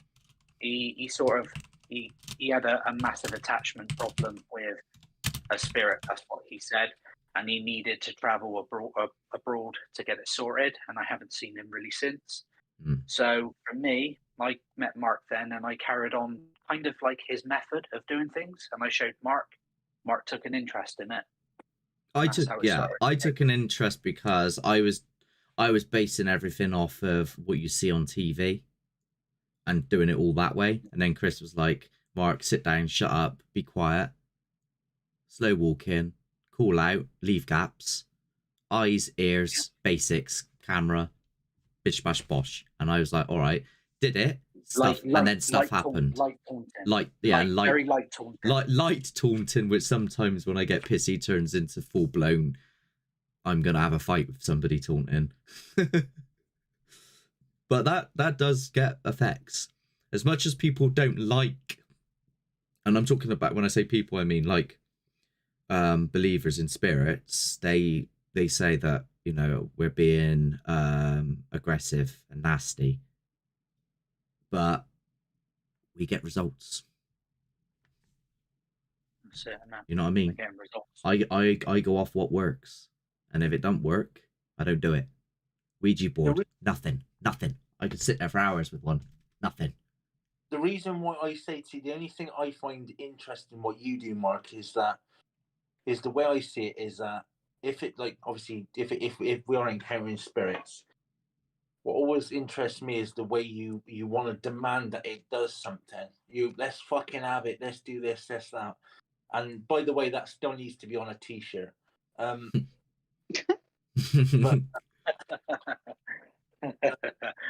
yeah. But the thing is like, if you go up to somebody in the street and push them and go, right, let's fucking have it, then they'll smack you in the mouth. And this is the same with spirits. When you go, let's fucking have it, you're pushing it, so it's going to throw a stone at your head to try and knock you out. Well, that's the point. I mean, I say this all the time. I'm like, the way that I do it is almost like, you know, like there's a gorilla on the other side of the glass, and I'm banging the glass, and the gorilla's getting angry, and then if the gorilla breaks through the glass, I leg it. That's me, right? That's me. Even people. Nicholas said, either worldwide or just the UK, where would your dream location be to investigate? Good question. I think that's an easy question, isn't it, Mark? Transylvania. Well, I could bloody get tickets to Transylvania now. That's, you know what I mean. I reckon it's cheap now as well with the flights because it's that close to war zones. Mark, we can't even get people booking us out in locations. They see our YouTube channel and they go, no, we don't want those people. I do want to go to the Island of the Dolls. No. Yeah. What about? Oh. Tan, no. You don't want to go. Creepy there. You don't want to go, Chris, because of the spiders. I'm the one worse than you. Dolls and clowns. Yeah. But the problem with that island is, it's the Island of the Dolls. You get dropped off on a boat, right? And then you are on that island until the person comes to get you back. So whatever happens, you're there with it. So if Lucifer rises from the ground, that's it, you've had it. I'd rather see Lucifer than a doll. Not just dolls, mate. Dolls that are plastered with spiders. Yeah. There's nests inside of them. I know. We just don't. You wouldn't go over there. Clowns are just. Ugh. Yeah, vile. Where's your dream location, Dan? Well, I was going to say, you mentioned one before that I was interested in because it's right next to the one that I want to investigate. It's the Greyfriars Graveyard in Edinburgh. Yeah. Which is next to the Edinburgh Vaults.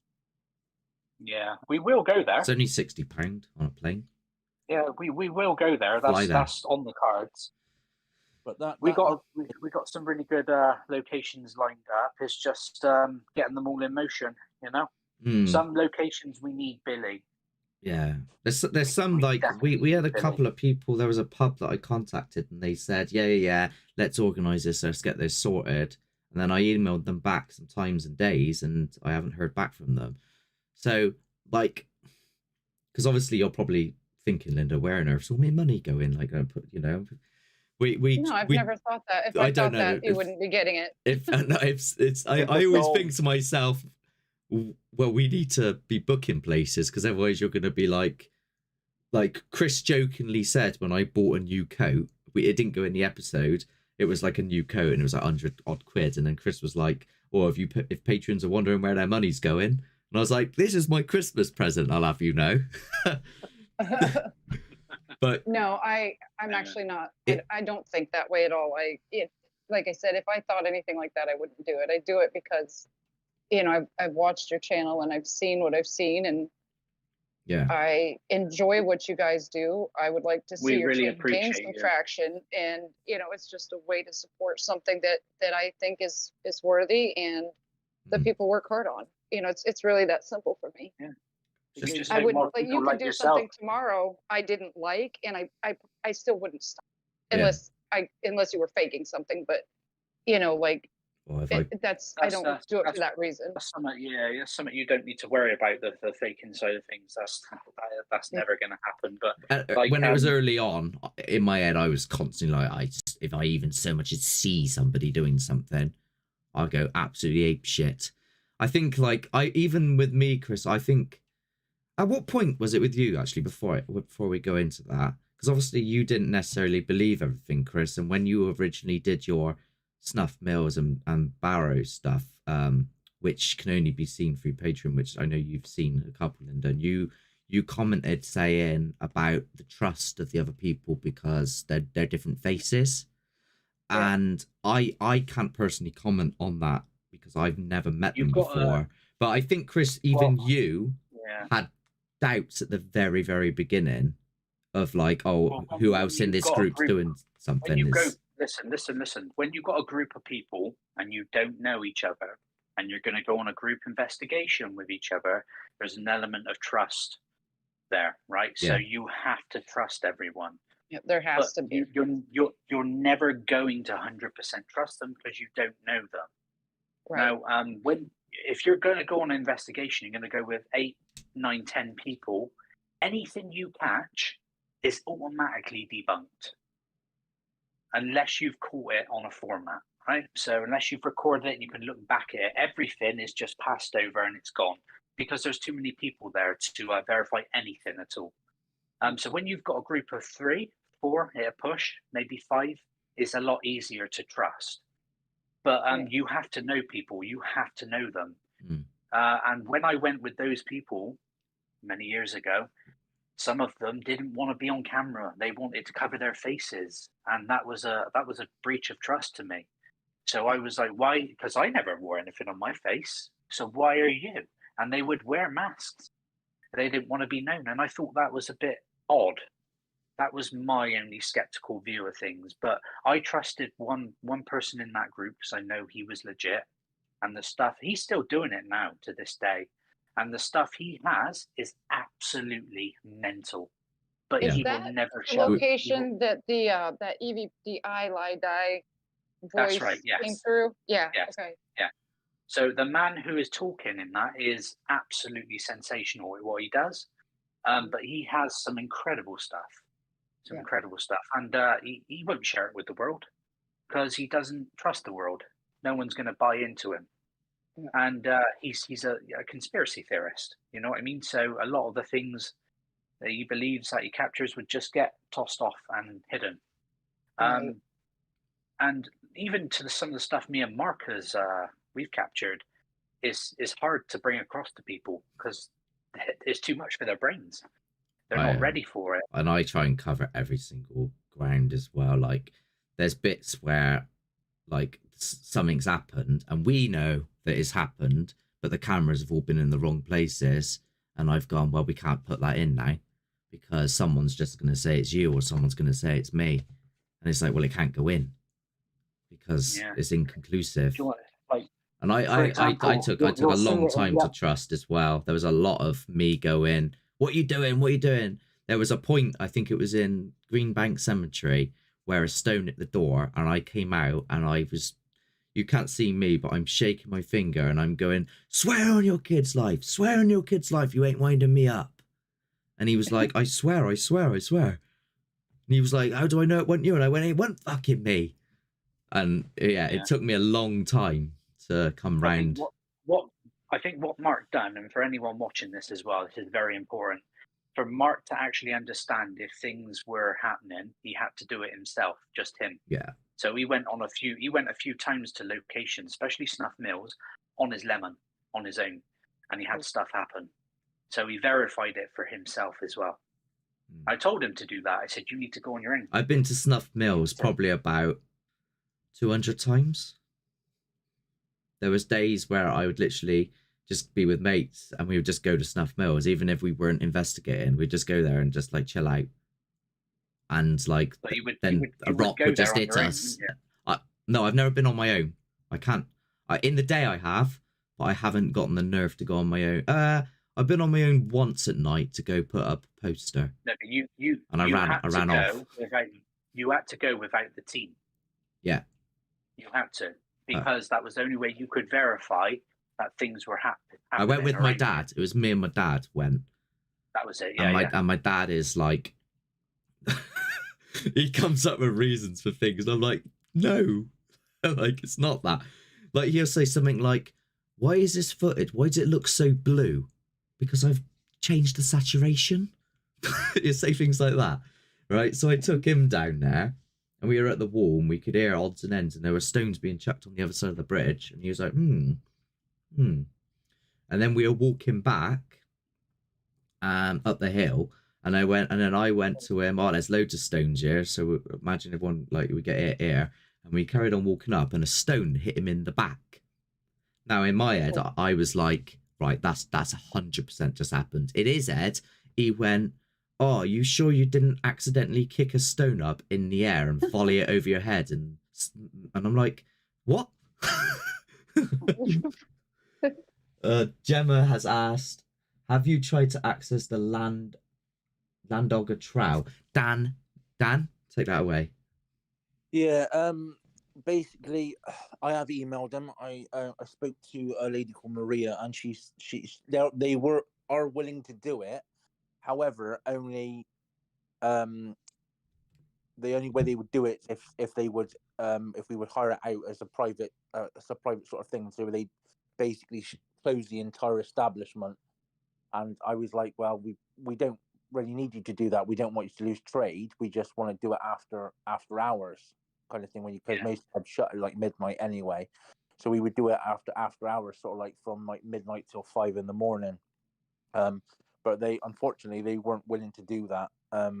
They wanted to basically close the whole thing for us, which would have just cost grandish, probably ridiculous amounts of money. Probably about $1,000. Yeah, something like that. Yeah, obviously because we'd have to cover the cost of the loss of trade and everything else, and it would just financially, it's just impossible. Because obviously we're only a small little group, but. Trying with locations, we're trying our best to get them. What we're finding is common people coming forward with their house, their own house. Yeah. That's what we're getting. Anyone here watching now? Real people coming to us about their own private house, not the dungeon, not the castle, not the tower, not the haunted bloody woods inn or a pub. You know what I mean? It's someone's private home, and they're saying they've got a haunting. With something's going on, can you come in and just have a look? And we're doing that. I think we've had like 3 now, haven't we? So Poltergeist House, and then Staple Hill and Hillfields. Hillfields, yeah. I think when handled properly, residential locations can be incredible, and for the people living in it, I think, if you do catch something, it makes them feel less crazy, less like it's almost like they just want somebody to validate that something is going on and they're not completely losing their mind. We would do one of two things, and I think either way it would make them feel like you're saying. So either it's going to be they're going to think, oh, that actually is happening, we're not losing our minds, or I will go, something's making a banging noise at a certain time of the night. I will pinpoint what it is that's doing that, and I'll go, oh, it looks like your boiler kicks in at this time of the night every night. That must be what it is. Either way, they now go, they've caught the sound and they've explained it, or they've caught the sound, they don't explain it, I'm not going mental. So either way, it's a win-win for them. Yes, and it can help them know what steps to take from that point on, because I would imagine, like the poltergeist house, we'll call it, you know, to live with such a thing has got to be just completely mental. Just, you have to question yourself and your sanity and everything. They don't even refer to it as it being a ghost, which is really interesting. Like one of the owners, you know, they're like do plumbing by trade and that, and they had, you know, checked everything with piping. They've had electricians go around, basically everything that you can think of to try and rationally understand it, they've looked into. And I'm quite comfortable with that, with actually saying it's probably one of the most haunted locations ever. Do you know what I found interesting, incredible. Chris? Is when the owner was upstairs with us on the first time, and I was looking into one of the rooms, which all the carpets were peeled up on, and there was something metallic that got chucked. And the owner turned around and went, "Mark, that must have been you." And I'm like, "Yeah, they blamed you, didn't they? How you get this every day? What do you mean, right? Me? And what's weird about that is it was a coin. And then when we took Josh, a coin came over the banister. When we did the podcast, a coin came out of the room. Yeah. When we went to Hillfields, a coin came down the stairs. And then in the latest one that we went to, another coin came down the stairs. So now I'm going, oh, is there something going on with copper? Is copper a link? Is there something linked to copper? There is one thing we haven't really spoke about as well, which is kind of like I don't know, it seems to be a link in some respect. The houses that we've gone to have been under construction. Yeah, something's been like renovated or something like that. Yeah. Or they're changing the house. Oh, it's so weird. It's the only things I don't understand it. Yeah. I don't think my brain's capable of understanding it. I've gotten to a point where I just have to go, yeah, that's happened, right? Next. Because otherwise I go a little bit bonkers. Yeah, you get to a point where you're like, I understand that I will never understand it. Yeah. And I'm okay with that. I'll tell you what. Why don't you, for the viewers, play the clip of the noise that we heard from the loft? Yeah. Because there's been a lot of people wanting to hear that. Because when we do edit, we edit, you know, with music sometimes, and we want to show raw footage to people if they ask. You know, we were happy to. Yeah, if somebody ever turns around and says, "Is everything you do like?" If I got put on a lie detector and someone said, "Is everything that's in this clip 100% genuine?" I'd go, well, no, obviously the music has been added. You know what I mean? It's like, what goes on in the place happens. But in regards to, you know, music and entertainment value, it's a different story. Okay, I'm going to show this from three different This is probably the most frightening sound you could ever hear. I don't know. My ex-wife's a bit scary. Bloody hell, Dan. Again, putting this on the Discord as well, yeah. Again, you'll see this clip's called 00012.mts. I've not actually. I went and searched it earlier because Chris said he wanted it, so I went and pulled it off the hard drive. So that is a file format taken directly off of a Sony camera. If anyone ever wants to know as well, I can actually probably bring up the. Let me have a look. Like the properties probably say when it was created. Oh, it just says because I've just opened it, so it says today because I opened it today. That's helpful. Right, let's just play it, and I'll load it on the Discord as well. Where is Discord? Share your screen. And that one. There you are. Hey, This- what? The light. Look at the light. So it is quite a long clip, but I'll skip to the bit. So it's That's never like that. 9:23. Around here. So this is from a static camera. And when we went with Josh, I made a big point of putting a camera in this room because it's the room where the toy flew out of. Yeah.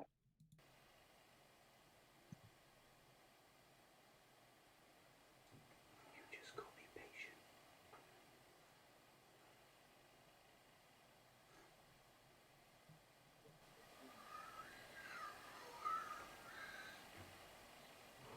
What the fuck? Oh, you're fucking.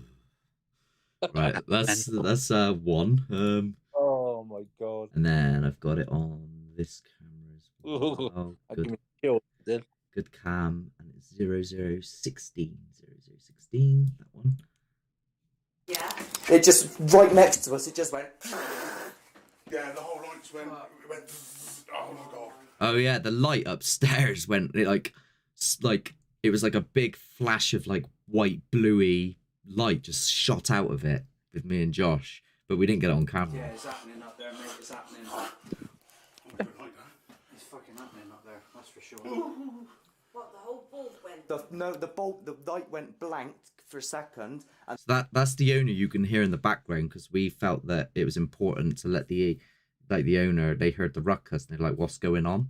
And we thought it was important to tell them about, their electrics are sparking like mad.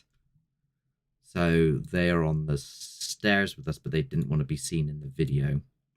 But Josh's got eyes on them anyway. There's only one of them. You just gotta be patient.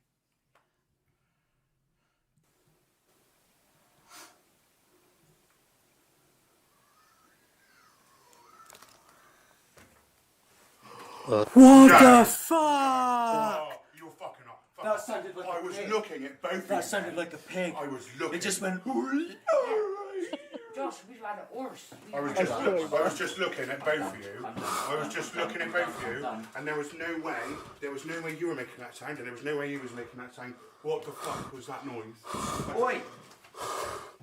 Oi! It's like a pig. Tanner! It went.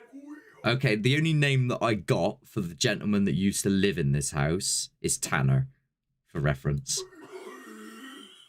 It's a fucking Oh, mongoose. noise. Hey? And then from the other camera, oh yeah, they call it a mongoose rat, the owners. They said, because they've had people turn around, because they have told like the odd person about like banging in the attic, and someone's turned around and said, oh, it might be rats. And so the owner said, well, if it's rats, it's the size of a mongoose. Yeah. It's just your face when you went, oh, that sounds like a pig. Oh. It's disgusting. I don't even know what to say. And like whenever I listen to that back, I kind of have shivers. Yeah. Sometimes when you turn Gives you the chills. switch on. And this one's where's this to? Oh, I didn't mark it. Right, great. You have to find it now. Tanner! It went. Ah, here we I go. was just looking at. Sounded like a.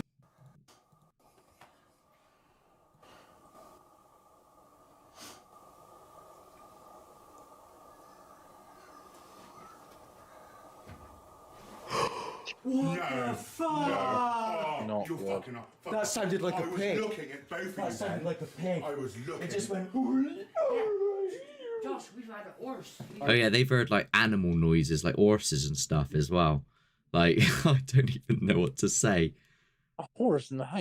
Yeah, the sounds of horses. I'm done. I'm done. And there was no Mike's way. done. There was no way you were making that sound, and there was no way he was making that sound. What the fuck was that noise? Oi!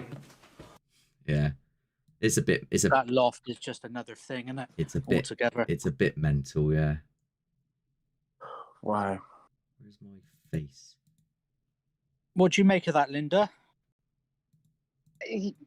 I didn't know what to make of it the first time I heard it.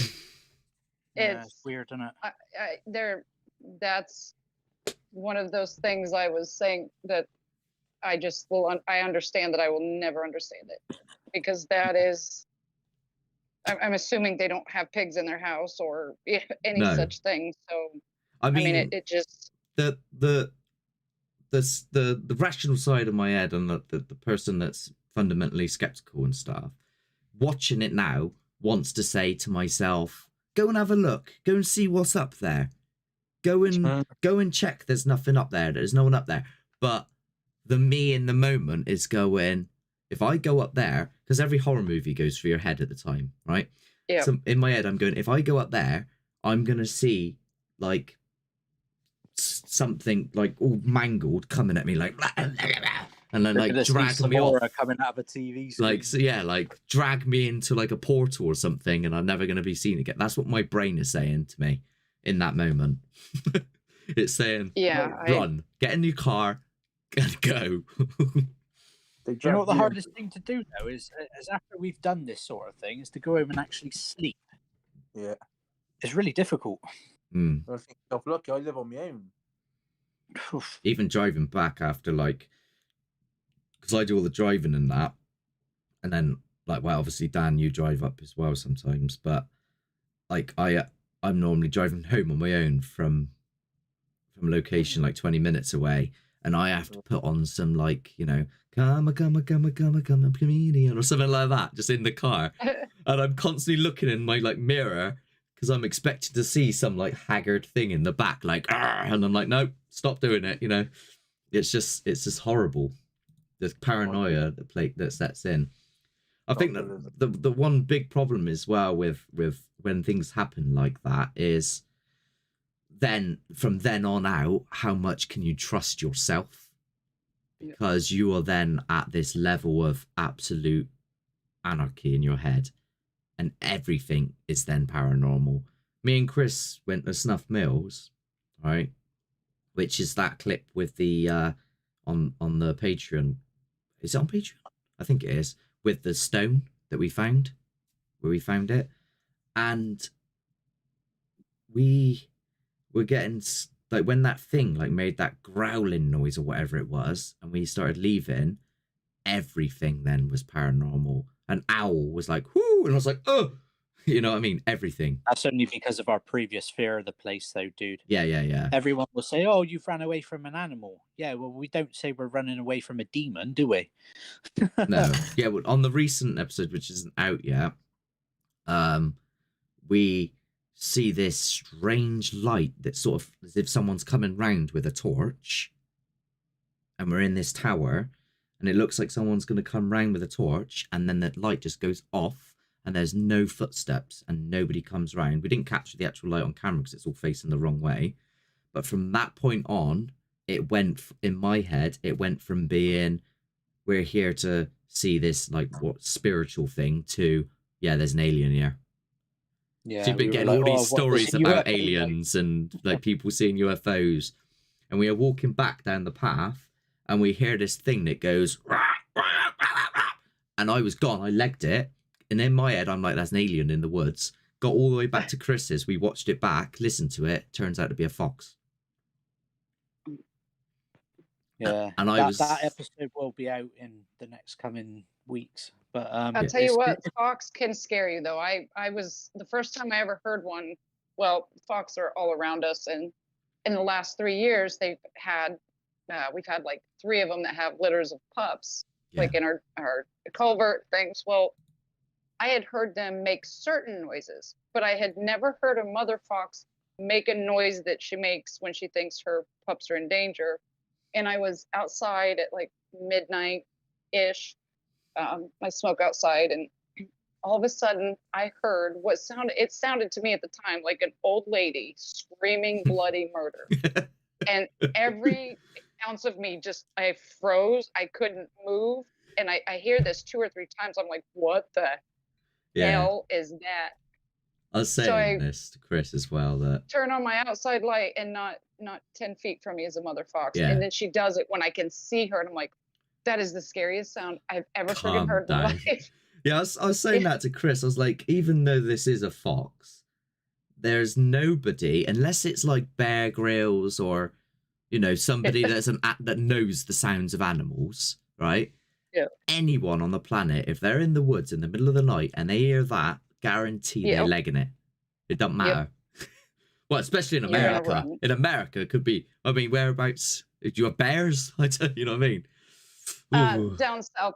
I live in Ohio, so we have some down south, not around here, but we do have fox, coyote, mink, all that kind of stuff. But and they all make odd noises. But that I had, like I said, I've been around fox all my life, and I had never heard a mother fox scream when she's, when she feels her pups are threatened. And of course, they were walking through the yard, and it was dark, and I didn't see it, so she decided to scream at me. And I thought, we had somebody, like Children of the Corn, because we had cornfields around at the time. We farmed for a living, and it sounded like it was coming from the cornfield. And I thought, oh my gosh, somebody's getting murdered in the cornfield. Yeah. But, thankfully it was just a fox. But, in that moment, as skeptical as I am, I think my mind went through every, like you said, horror movie, demon, something. I didn't know what was coming to get me, but it was just a fox. Yeah, it does.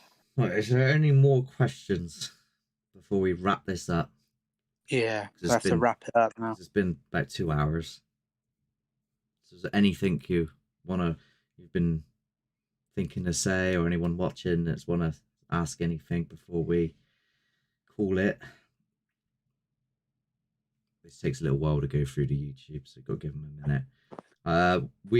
So the next one that's coming out for the people that aren't Patreon is, what is it, Chris? I've got a bad memory. The Tunnel. The Tunnel, yeah. And we are currently Ghost Tunnel. Ghost Tunnel. It's called Ghost Tunnel because that's what it was on advert on Facebook called that. So we just aptly named it the same thing. There was no ghost there. Spoiler alert. Well, we don't know that 100%, but we didn't see any ghosts. And then the one after that is going to be Brown's Folly and The Tower, which hopefully will get edited for Patreon by Sunday. I say hopefully. Do our best. And then for the following Sunday, that one's going to go out. Monday, if we don't get Storm, I believe, Dan, you said you're free, and we're going to go up and we're going to relook the Hanging Tree. Cool. Was that Monday the one coming? The Monday coming. A lot of people will get excited for that one because that was a very, very, very creepy episode for people. I guarantee that is going to be the same creepiness because every time's different. Yeah. I do have one little question, if Mark would be kind enough to try and answer it. Greenbank Cemetery. Yeah. Did your mind ever work out that test you did on me? Do you remember it? Yeah, I do. See, now I've gone all technical with it in my head. I'm now going, I should have done it more than once to make sure the first one wasn't a coincidence. Because that's all I got, that's all I can go by is pure coincidence. I'll accept that answer. You're baffled. But yeah, I don't know. What's that? Have you started your next episode? On? No, we have. As in editing? No, because I'm a lazy bugger and I've been playing video games. No, I started before we went live. I've started doing the syncing up. So we have to sync up all the cameras to make sure the audio matches. And I sit and do the painstaking work of that. And then I get Chris on, and then we then watch it all. And then we go, no. And then we move it all about and make a nice narrative. And hopefully that's done by, it be out for Patreon Sunday coming. With any luck. But in 7 hours down into 15 minutes, basically. 7? You won't know 7 hours. 7 hours of footage, you donut. Oh, right. I was going to say. No way we were there 7 hours. It's bloody Baltic. I will say, though, if anybody's got any sort of resources or anything they can do to sort of help us get locations, that would be greatly appreciated. It's rather a thing of time rather than money, but Dan, people gotta stick this live out to the very end to hear this. Or it's the 5 people that are watching. That could just be us with it on the side. Just us. We've been talking amongst ourselves and watching ourselves. That's a bit surreal. I'm gonna have to wrap now, guys. So yeah. Thank you to pleasure, everyone Linda. Thank you very much. who everyone that's, watched it. Yeah. Thank you, gentlemen, for inviting me on today. I enjoyed this, and I appreciate it very much. Now you're in the Discord, you get to see all the silly things that I post every so often as well. Yes, I'm looking forward to it. Well, like Gemma joined the live streaming as well, but she didn't say anything. She muted herself. No? She's been here on the sly. Oh. All right then. Well, thank you care. guys. All right, take care. All right, bye everyone, and thank you to everyone on here. Bye bye. How do I turn